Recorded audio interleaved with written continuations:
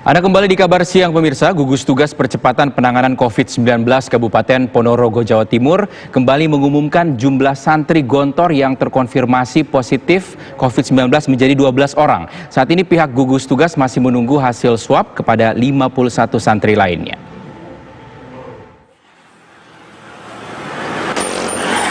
Tim Gugus Tugas Percepatan Penanganan COVID-19 Kabupaten Ponorogo, Jawa Timur kembali mengumumkan 4 warga Ponorogo terkonfirmasi positif COVID-19. 1 dari 4 orang yang terkonfirmasi positif merupakan santri Pondok Pesantren Modern Gontor Darussalam, Kecamatan Siman, sehingga total santri Gontor yang terkonfirmasi positif berjumlah 12 orang.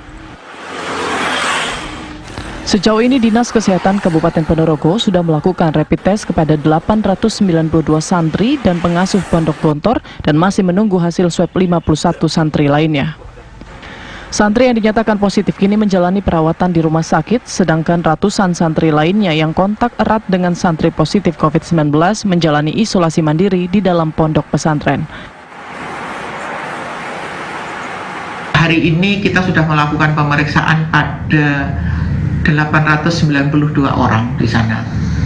Dari 892 orang ini memang ada yang langsung kita lakukan swab. Jadi yang berkontak erat sangat dekat dengan yang terkonfirm kita langsung lakukan swab. Kemudian ada yang kita lakukan pemeriksaan rapid test.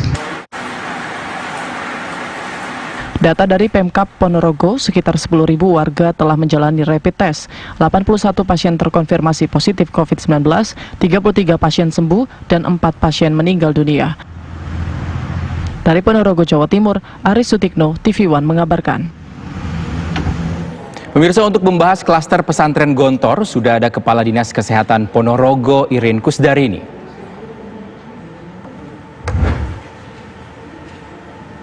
Selamat siang Ibu Irin, terlebih dahulu kami ingin mengetahui update data setelah dilakukan tes kepada sejumlah santri. Jumlahnya berapa pasien positif hingga saat ini? Selamat siang. Perlu kami sampaikan di sini bahwa memang beberapa waktu yang lalu ada diketahui pasien terkonfirmasi positif, salah satunya adalah dari santri Pondok Modern Gontor 2. Sampai hari ini kami sudah melakukan pemeriksaan sebagai hasil tracing. Jadi dari tracing kami kita lakukan testing berupa pemeriksaan rapid test dan juga kita lakukan pemeriksaan PCR, uji PCR melalui swab. Saat ini dengan bertambahnya waktu dari hasil swab tersebut ada 12 yang sudah dinyatakan confirm dan mereka dalam kondisi baik, akan tetapi melakukan isolasi di rumah sakit. Ya baik, Ibu Irin, kami ingin tahu seperti apa kronologi awal hingga ditemukannya ada pasien pertama terpapar COVID di sana. Penularannya seperti apa? Dari mana, Ibu? Ya, jadi kami Dinas Kesehatan Kabupaten Ponorogo mendapatkan informasi dari Dinas Kesehatan Kabupaten Sidoarjo. Jadi salah satu pasien yang terkonfirmasi positif di Kabupaten Sidoarjo, seorang bapak dinyatakan positif. Kemudian tentunya Kabupaten Sidoarjo, dalam hal ini gugus tugas Kabupaten Sidoarjo, melakukan tracing. Ternyata salah satu di antara putra dari bapak tersebut merupakan santri di Pondok Modern Gontor 2, sehingga kami mendapatkan informasi tersebut kemudian ambil tindakan untuk melakukan pemeriksaan swab pada santri tersebut. Selang 3 hari kemudian hasil swab keluar, ternyata hasilnya positif. Meskipun memang kondisi santri ini baik-baik saja, tanpa keluhan, tanpa gejala. Tentunya dengan positifnya, dengan terkonfirmnya santri tersebut, kita lakukan isolasi dan melakukan tracing lebih lanjut ke lingkungan dari santri tersebut. Oke, Ibu Irin, sudah ada 12 santri yang ditemukan positif. Lalu aktivitas di pesantren sendiri seperti apa? Karena kita tahu Jawa Timur begitu tinggi angka COVID-19-nya, bahkan sekolah ditutup. Ya, jadi sebenarnya ketika masa pandemi ini, sebelum ditemukan konfirm pun, Pondok Modern Gontor ini sudah melakukan beberapa beberapa penyesuaian. Misalnya kemarin belajar mengajarnya sudah dikurangi, yang biasanya 6 jam pelajaran kemudian dikurangi menjadi 4 jam pelajaran. Kemudian memang sebelum pandemi pun santri Gontor ini memang tidak diperkenankan keluar, dalam artian mereka sudah terisolasi di dalam pondok, kemudian santri tidak bisa keluar, pihak luar juga tidak bisa masuk ke pondok. Jadi sejak musim pandemi ini wali santri pun tidak boleh mengunjungi. Jadi sebenarnya hal-hal tersebut sudah diterapkan di pondok pesantren Gontor. Kemudian selain jam belajar yang dikurangi, juga jenis olahraga. Mereka memang kita himbau untuk mengadakan kegiatan olahraga yang mengurangi resiko bertabrakan di antara para santri. Contohnya misalnya main bola, itu kan risiko bertabrakan di antara santri juga tinggi, sehingga kita harapkan olahraga yang dilakukan itu sekali lagi yang risikonya rendah. Tentunya ini masih tetap dilakukan karena juga untuk kesehatan santri sendiri.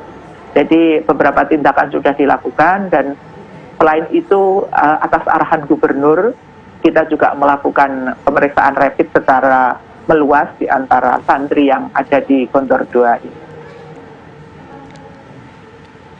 Ya baik Ibu, untuk beberapa santri yang telah ditemukan terpapar COVID ini dan juga yang sedang menunggu hasil PCR atau swab berada di mana saat ini, Bu Irin? Mereka diisolasi di Wisma Gontor karena tempatnya cukup memadai, jadi di tempat yang terpisah. Jadi lokalnya terpisah dengan Pondok Gontor 2. Jadi ini ada Wisma Gontor di mana di situ biasanya untuk tamu. Nah, saat ini digunakan untuk ruang isolasi. Jadi mereka tetap mendapatkan tempat yang cukup nyaman sambil menunggu hasil swab. Seperti itu. Baik Ibu, kami ingin konfirmasi tadi mungkin pertanyaan sebelumnya bahwa kita tahu Jawa Timur angkanya tinggi dan sejumlah sekolah belum beroperasi, tapi di pesantren ini masih berlangsung proses belajar mengajar dengan protokol-protokol tentu yang sudah sebelumnya Ibu katakan tadi. Seperti itu ya Bu, berarti masih belajar, masih berlangsung proses belajar mengajar. Iya, jadi memang mereka mulai ada pembelajaran itu mulai tanggal menjelang akhir bulan Juli. Jadi di atas tanggal 20, kalau nggak salah sekitar tanggal 22 apa 23 Juni itu mulai proses belajar mengajar lagi. Kan, tetapi sekali lagi memang proses belajar mengajarnya dengan beberapa protokol kesehatan yang diterapkan, antara lain mengurangi jam pelajaran seperti itu. Oke, Ibu Irin, kita tahu ini kan masih menunggu hasil tes. Lalu sambil menunggu nantinya rekayasa ataupun skema-skema belajar seperti apa yang telah dipersiapkan oleh Dinas Kesehatan di Ponorogo ini? Maksudnya untuk pondok atau secara umum? Untuk pondok, Bu. Ya, kami memang menyarankan kepada pihak pondok, gugus tugas COVID ini menyarankan misalnya dalam kelas itu kapasitasnya 30. Nah, ini kalau memang harus belajar tatap muka, maka dikurangi kapasitasnya. Jadi misalnya belajar separuh di jam pertama, kemudian diganti lagi dengan jam berikutnya yang separuh lagi, sehingga kapasitas ruangan yang dengan jumlah santri yang dikurangi itu kan memungkinkan untuk melakukan jaga jarak. Itu antara lain yang bisa kita sarankan kepada pihak Pondok Modern Gontor, dan tentunya kita sarankan juga selama proses belajar itu seluruh santri harus tetap memakai masker. Jadi ini yang ditekankan karena memang anak-anak ya, santri ini kan masih banyak yang kecil-kecil juga.